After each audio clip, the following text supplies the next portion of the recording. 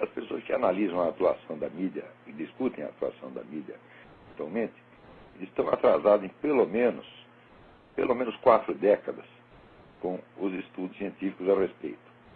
Por exemplo, quando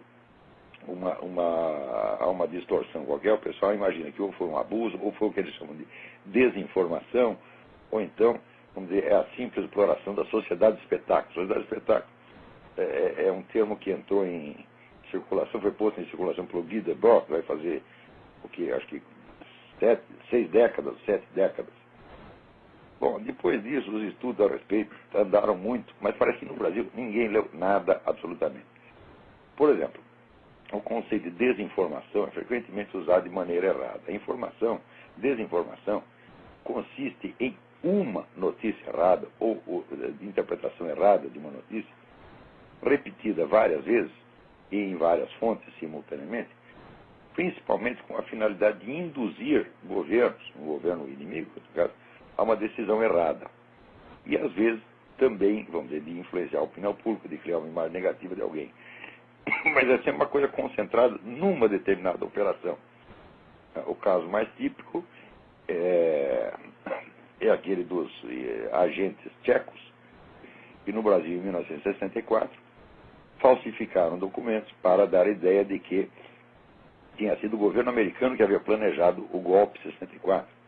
E espalhou isso para todos os jornais, repetiu um certo número de vezes, e isso, de fato, se impregnou na opinião pública. Até hoje, vamos dizer, a nossa mídia em peso acredita nisso, embora o sujeito já tenha confessado que foi ele o autor da operação. Isso é exatamente o que se chama uma desinformação.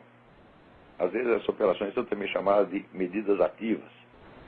A desinformação tem que ser feita, vamos dizer, por agentes externos à própria mídia, de modo a ludibriar a mídia inteira ou a usá-la para alguma finalidade. Desinformação é geralmente iniciativa de governos, de serviços secretos.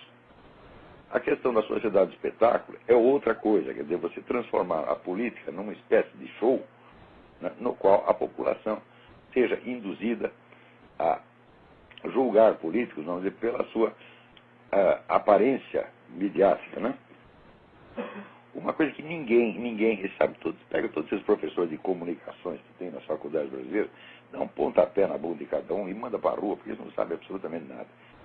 Desde os anos 70, existem estudos muito aprofundados, e num número inabarcável de estudos, a respeito exatamente desse problema do fluxo de notícias.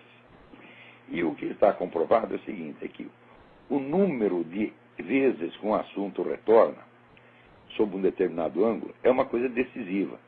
Isso quer dizer que se durante uma semana, né, todos os jornais de um país noticiarem um escândalo horroroso, um crime hediondo, e depois não falarem mais do assunto, é como se não tivesse falado. O que importa é exatamente a repetição do enfoque, em determinado número de vezes. Quer dizer que abaixo de um certo número de vezes é como se não tivesse acontecido aquilo, realmente não deixa marcas. E não apenas descobriu que a coisa funciona assim, mas eles já têm até, vamos dizer, o controle estatístico de quantas vezes você precisa repetir uma coisa para que ela se impregne na imagem de uma pessoa, certo? Ou passe a constituir uma crença comum da sociedade. De modo que essa técnica ela se transformou numa máquina de alta precisão que não é usada para fins de desinformação ou de promover um político. Isso é usado para fins de controle social. Isso é importantíssimo. A mídia, em peso, no Brasil e no mundo, transformou-se num instrumento de controle social usando essas técnicas. Os camaradas que as usam, evidentemente, as conhecem.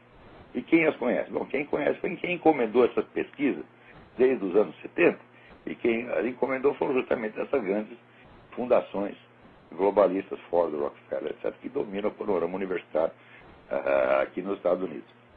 O nome dessa técnica chama-se espiral do silêncio. Esse nome já foi dado na década de 70. Eu creio que o primeiro, e saiu um monte de trabalhos acadêmicos em revistas, em 74 até sair um livro resumindo a coisa toda e dando a essa técnica o nome espiral do silêncio.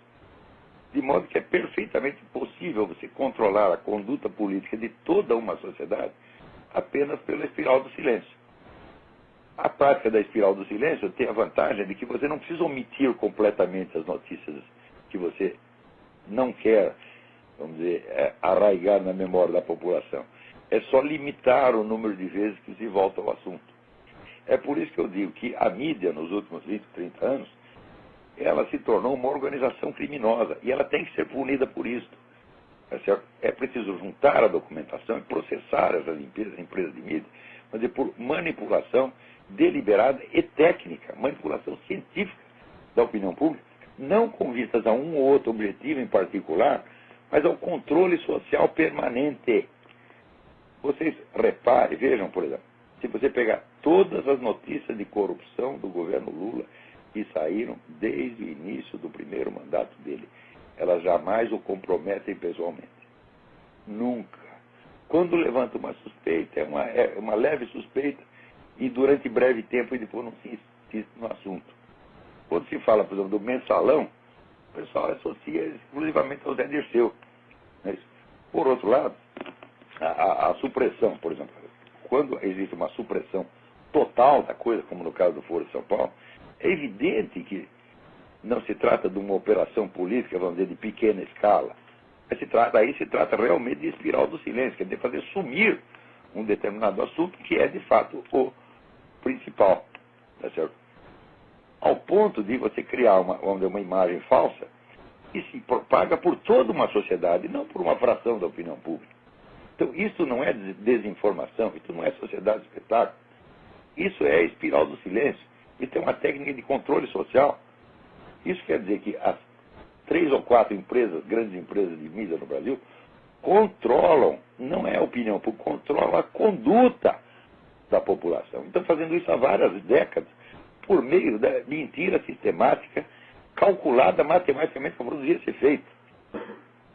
Então, quer dizer, quando o pessoal fala de desinformação ou de mentira, eu digo, olha, isso é eufemismo, vocês estão usando palavras que não transmitem a realidade, não dão ideia da gravidade da coisa. Né? Veja, por exemplo, todas as análises do governo Lula, isso é batata, até os adversários do governo Lula caem nessa também, porque são arrastados pela espiral do silêncio. Todas elas só analisam o governo Lula do ponto de vista econômico. Hoje mesmo me mandaram aqui um artigo do Stephen Kanitz, dizendo, olha, o Lula disse que não havia nenhuma crise econômica no Brasil, aqui se comprova que não havia, porque ele mostra lá, vamos dizer, a estatística do aumento do consumo no Brasil, aumentando enormemente desde 2002, sem interrupção. O que diminuiu foi a produção durante alguns meses. Quando se começou a falar da crise internacional, então as empresas se retraíram e não investiram, então baixou a produção. Certo? Mas isso foi por causa de notícias alarmistas vindo do exterior. No geral, o consumo está crescendo, o que significa que a capacidade de aquisição da população está aumentando.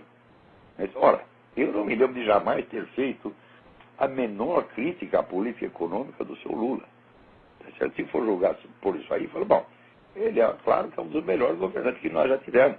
Não tão bom, é claro, quanto o falecido Emílio Garrastazu Médici, durante cuja gestão o Brasil crescia 15% ao ano. Agora cresce 3%, e quando cresce 4%, todo mundo solta rojão. Esqueceram que no tempo do Médici crescia 15%. Por que essas mesmas pessoas que dizem que o Lula é uma maravilha, não dizem que o Médici é uma maravilha? Porque eles vão dizer, mas naquele tempo havia tortura em prisões, estava morrendo gente nas prisões. Sim, morreram 300 pessoas. Agora, gente, morrem 50 mil brasileiros por ano. E isso simplesmente não é levado em conta no julgamento do governo Lula. Por quê? Se for levar isso em conta, vai ter que escavar e vai ter que aparecer o acordo assinado entre o Lula e as Farc, tá certo? No quadro do Foro de São Paulo.